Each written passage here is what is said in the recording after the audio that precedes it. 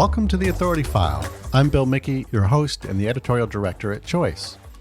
In this series, I'm joined by Connor Kelly, author of a new book called The Fullness of Free Time, a theological account of leisure and recreation in the moral life.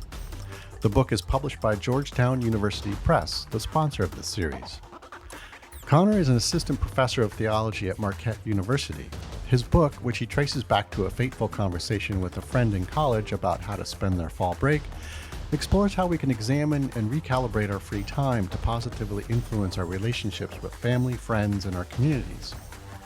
Using a fascinating blend of psychology and philosophy grounded in traditional Catholic thinking, it situates leisure time as an ethical pursuit, rather than one where we spend it mindlessly binging Netflix. The book is divided between a scholarly exploration of the moral potential for free time and practical applications to some of the most popular ways people spend it: television, digital media, spectator sports, and travel. In this episode, Connor and I talk about solidarity in the context of Catholic social teaching, which points to the belief that humans are all part of the same family, no matter where we come from. In his book, Connor applies this virtuous notion to day-to-day pursuits, or, as he calls it, everyday solidarity.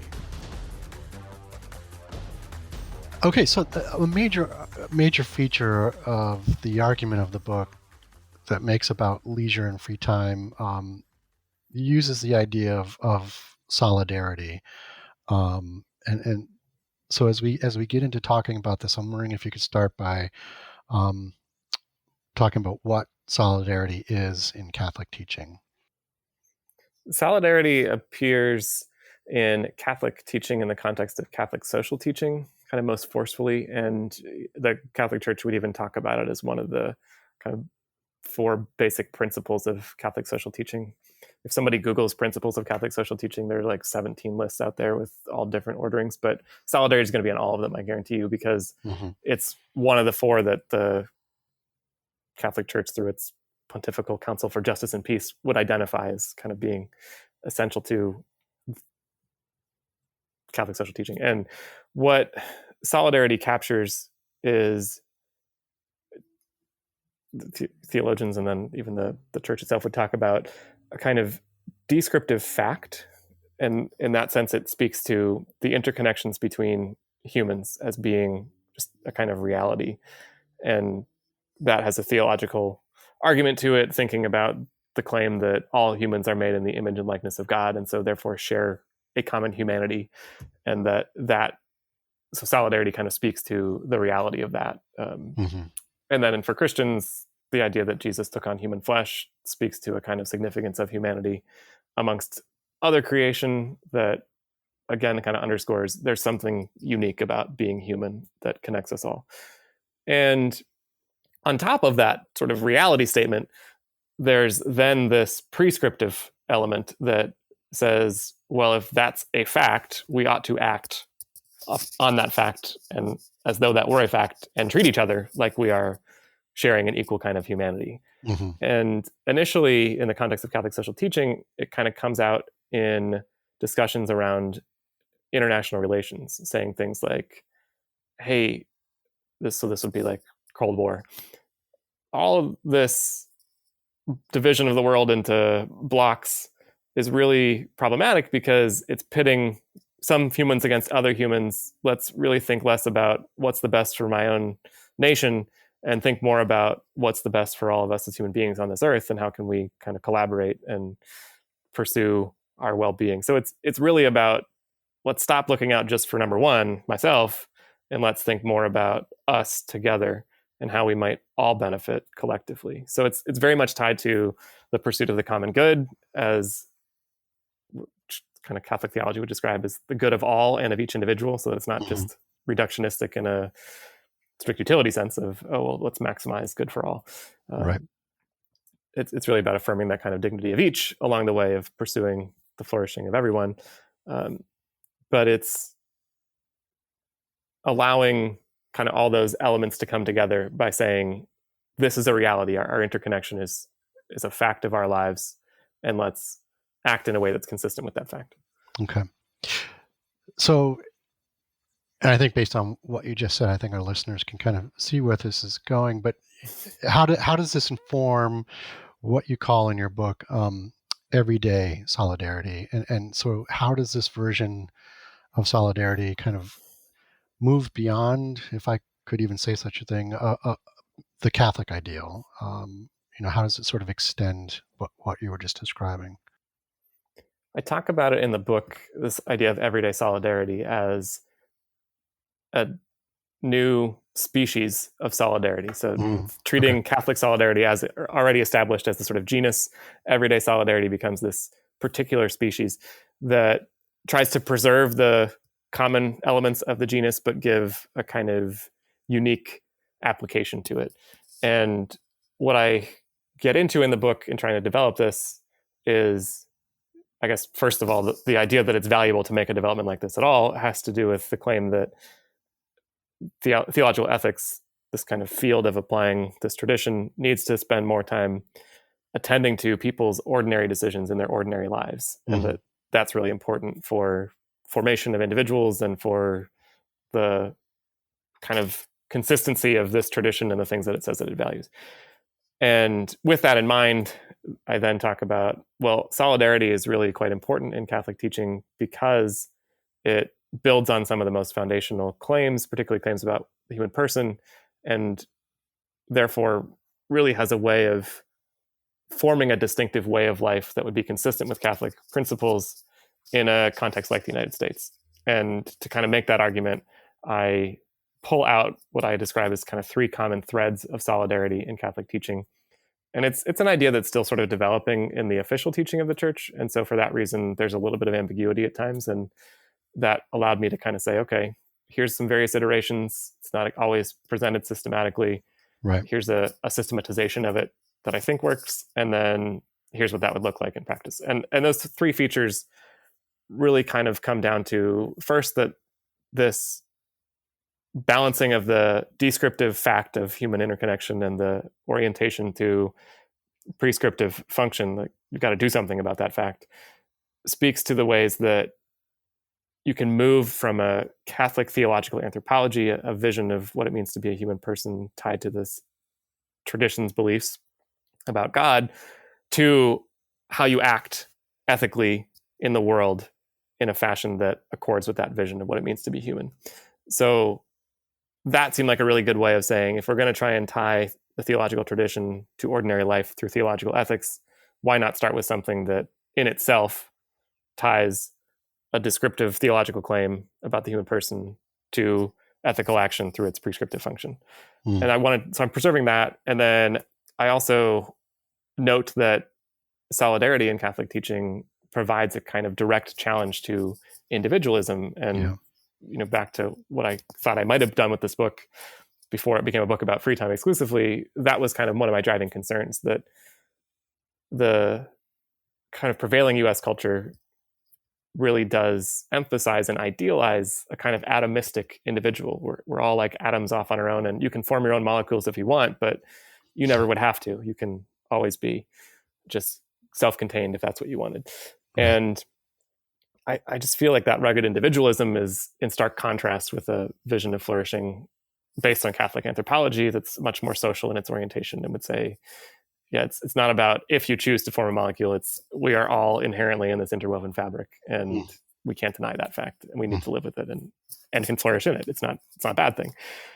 So I wanted to keep that. I thought this is a really pointed challenge, and again forms this kind of distinctive way of life that would be consistent with Catholic values. And then the third element is that when it comes down to how do you move from the descriptive fact to the prescriptive normative elements, there is some language about thinking of solidarity as a principle, which would allow us to kind of guide moral discernment. So the way that we might think about principles in bioethics from Beauchamp and Childress, going through and applying non-maleficence and saying, okay, here's an overarching guiding value, and then how do I embody that in practice? How does that help me make a judgment in a particular case? And then there's also this description of solidarity as a virtue, and at least in the language of Catholic social teaching, that it's almost always couched as it's a virtue that's oriented toward the common good in a very particular fashion. And that particular fashion is through the transformation of social structures so that they can promote the inclusion of all and the flourishing of all. And it's also really attentive to what the Catholic Church would call the preferential option for the poor, as it understands what it means to flourish in common, that you kind of give a lot of attention to the people who are the least well off in a social system, because if they're not flourishing, then it is necessarily the case that not everyone is flourishing. Right. So I wanted to kind of keep all those pieces, but then think, all right, how does that translate into a personal moral guide, if you will? And what I end up proposing is the principle and virtue of everyday solidarity. As a principle, it encourages moral agents to ask about the effects of their actions and their choices on other people. So it's not just about, hey, what's the best for me, but it's more broadly, how does this affect the community around me? And then as a virtue, it begins to ask, what are the structural constraints that are making it harder for other people to ask those same questions? Because if the idea is it is good for us to use this principle of everyday solidarity and really think about how my actions affect others and try to give the best for all of us, that's something we want everybody to be able to do. But that's a kind of luxury in a lot of ways. It takes time to think about that critically. It takes some resources too. And so what are the structures that might make it easier or harder, depending on the context, to do exactly that? And as a virtue, not just diagnosing that, but then saying, okay, it's time to do something about that, so that everybody would actually have the opportunity to guide their decisions with this principle.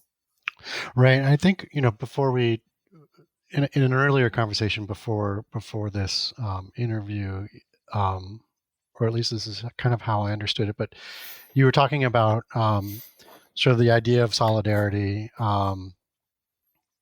in Catholic teaching as sort of, as you were just describing, I mean, thinking sort of morally about big decisions and approaching big decisions from a moral perspective, and however, you were talking about everyday solidarity is sort of bringing that thought process down to even smaller decisions and more day-to-day style activities, and as a way for people to even more deeply ingrain that kind of thought process, and just make it ultimately, practice doing it on a more frequent basis, I guess, and making it easier for them to sort of incorporate this moral thinking into more of what they're doing, not just sort of larger philosophical ideas or thoughts. So I guess, which helps, I suppose, bring it down to, that kind of thinking into what we're doing when we're having leisure time. Right. So Very how much do you, so. okay. So Well, then maybe talk about that and how a principle like everyday solidarity applies to thinking about leisure. Yeah, I'm glad that you kind of brought up that other background, because what's really informing the proposal about everyday solidarity is this kind of tool for applying theological ethics or integrating theological ethics into ordinary life, is this idea that what the Catholic Church is asking of Catholics is to live by these values. And a lot of times that conversation does focus on those kind of huge moments that we imbue with a ton of moral weight. And I think I probably gave you this example in our last conversation. And it's, what do you do when you've got a family member, grandma's in the hospital and on a ventilator? Do you pull the plug or not? And how do you evaluate those things? And there's sort of like, everything is invested in making the right decision in that moment. But I want to think about, how hard would it be for somebody to make a good decision in that case, regardless of the context, if they have never really tried to evaluate things from a moral perspective. Right. And so everyday solidarity is about how to help facilitate that kind of analysis, that kind of intentional moral discernment throughout life, and inculcate that kind of practice, so that when people are facing those big tasks, it's not completely out of the blue. And free time for me is a way to say, we have free time. It's, if you look at the kind of sociological breakdown of how people spend their time, it's usually paid employment, sleep, free time. Those are kind of the three categories. Yeah. And sleeping, someone I'm sure is doing a really interesting theological discussion of sleep, and I'm not that person. Work, as I say, there's been some attention, although there really could be more. but free time, it seemed like there was just nothing. So that seemed like a wonderful opportunity for us to try and cultivate some of these practices, precisely because we're not defaulting to other things right now. In terms of we're not, it's not like we have an established way of thinking morally about free time. We just don't think about free time as a moral issue. Yeah. And for me, it was like, oh, great avenue. I can just say it's a moral issue, and then here's how you do it. I don't know if it's quite that easy, but that was the idea. So I turned towards leisure then to give an illustration of what this would look like, and think, all right, following the principle of everyday solidarity, what would it mean to try and think about the effects of my free time on other people around me? And particularly, what does it mean to prioritize the way we flourish as humans in a relational sense, rather than in a, hey, how do I succeed as this atom off on my own, in the atomistic sense of it? So I turn to leisure and say, it's really then about enjoying leisure for its intrinsic goodness, but doing that in a way that promotes our relationships with others. And what I kind of propose in the book is a sort of weekly leisure examine, where we look back and we say to ourselves, all right, have I spent with my leisure, have I enjoyed kind of flow state, allowing me to experience time with God, time with others, and time with self? And I build that around a parallel with Thomas Aquinas's ordering of charity, where Aquinas would talk about God first, self second, and neighbor third, and then kind of breaks down some of the neighbors, which I really appreciated, because I do think even in our free time, we have obligations to, say, family members that are different than our obligations to just acquaintances or others. So I think it's important to try and highlight those relationships and think about those relationships as we look for ways to enjoy free time as these flow experiences that have an intrinsic good and offer this kind of glimpse of heaven and this vision of rest. And then I think, okay, as a virtue, why is it that people would find it difficult to think about their free time in those terms? What are the sort of structural constraints? And then what would it mean to try and change some of those things? Right. So you're developing the idea of everyday solidarity by sort of ascribing this virtuous element to it, which directly confronts the fact that free time is not a luxury that everyone can enjoy. So the virtue of solidarity therefore kind of counteracts the idea that, in your words, probing the ethics of leisure is a patently bourgeois project. And so I'm wondering if you can elaborate on that aspect of it. I feel like I cannot count the number of times I described to somebody that I was working on a book about free time, and then immediately felt like a jerk, because right.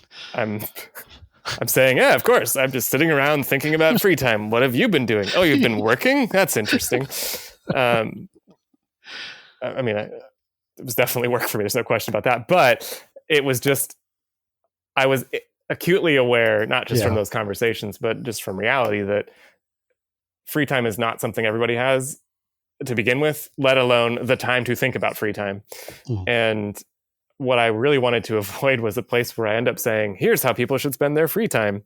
And everybody wants to say, okay, great, but there's no way anybody would be able to do that. Or particularly given the kind of convictions of Catholic solidarity, people in poverty, this is going to be an impossible ask. So what are you saying? And if we believe in the preferential option for the poor, as my tradition does, that's just going to be an untenable position. So I was really sensitive to that, and really wanted to make that part of the project, because I wanted to say, if I'm envisioning free time as having all of this theological value, then that's a value that should be accessible to everybody. And it's a concern when it's not, and we know it is not. So how do we think about that?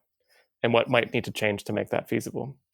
So in the book, what I talk about in terms of applying the virtue of everyday solidarity to the question of leisure is really, what are the constraints on free time overall that make it really hard for people to experience this kind of flow ideal?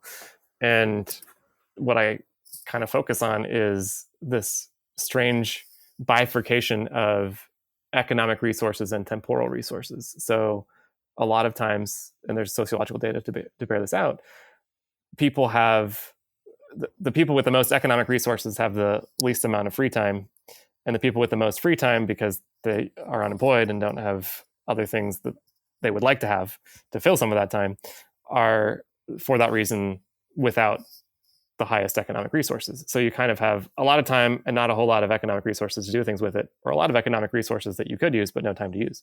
Mm-hmm. And what I then look at is, okay, what are the structures of work that really create some of that? And I follow Catholic social teaching to kind of articulate a rather strong argument for a living wage, minimum wage, that would allow people to meet their basic needs, ideally for themselves and their family, with a 40-hour work week, regardless of what that position looks like, and then open up a little bit more free time, or at least open up more freedom to make a choice about how much free time somebody has.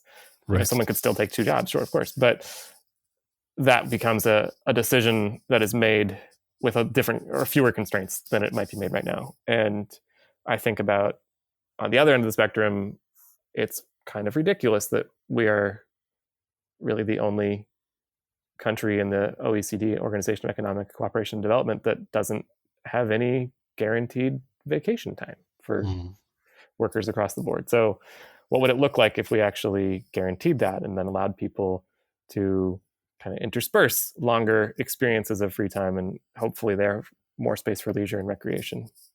And then I also talk about parental leave as a kind of unique opportunity that might create some new avenues to building this kind of principle of everyday solidarity and analysis of leisure and recreation too, into a kind of more coherent practice or a more common practice. You just heard from Connor Kelly, Assistant Professor of Theology at Marquette University and author of the new book, The Fullness of Free Time, A Theological Account of Leisure and Recreation in the Moral Life, published by Georgetown University Press, the sponsor of this series. Join us next week when we boil down these scholarly concepts into more practical applications, looking at how everyday solidarity applies to the most classic of free time occupiers: television, digital media, and sports. I pulled data from the Bureau of Labor Statistics American Time Use Survey, and they break it out by different demographics. So it's age, it's sex, it's educational attainment, it's a host of different things. And for all of their demographic breakdowns, television is the number one activity. If you like what you hear, rate us or give us a review on your podcast platform of choice. And if there's a topic you'd like us to cover, drop me a line. I'm at bmickey@ala-choice.org. As always, sponsorship and advertising for the Authority File podcast are handled by Choice's advertising manager, Pam Marino, and all of our episodes are produced by Choice's senior digital media producer, Mark Dirks, and digital media assistant, Sabrina Kofer. That's all for this week. Thanks for joining us.